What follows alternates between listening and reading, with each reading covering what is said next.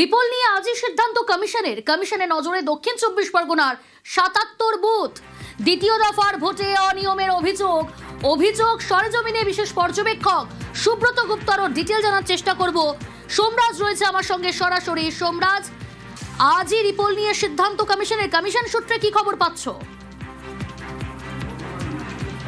দেখো, স্ক্রুটিনি করা হচ্ছে এবং যেখানে দেখা যাচ্ছে দক্ষিণ 24 পরগনার 77টি বুথ নিয়ে এখনো পর্যন্ত অভিযোগ রয়েছে।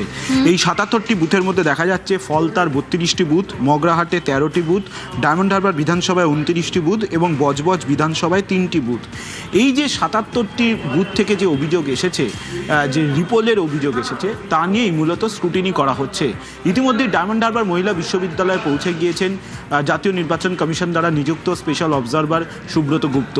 তিনি নিজে পৌঁছে সেখানে প্রত্যেকটি বুথের অর্থাৎ এই 77টি বুথের স্ক্রুটিনি করছেন এবং সেই স্ক্রুটিনিতে রিটার্নিং অফিসার থেকে শুরু করে সংশ্লিষ্ট বুথগুলির প্রিসাইডিং অফিসার সবাই থাকছেন।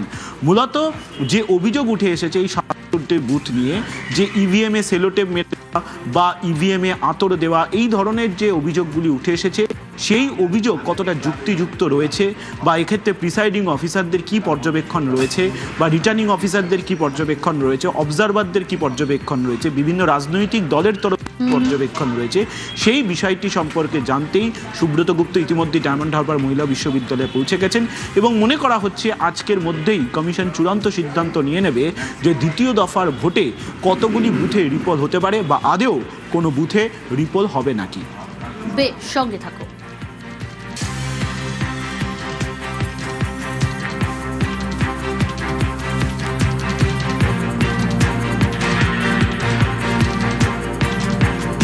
রিপোল নিয়ে আজই সিদ্ধান্ত কমিশনের নজরে দক্ষিণ 24 পরগনার 77 বুথ। দ্বিতীয় দফার ভোটে অনিয়মের অভিযোগ সরেজমিনে বিশেষ পর্যবেক্ষক সুব্রত গুপ্ত। ডায়মন্ড হারবারে জেলা প্রশাসনের সঙ্গে বৈঠক। স্ক্রুটিনির পর বুথগুলিতে রিপোল নিয়ে সিদ্ধান্ত নেবে কমিশন।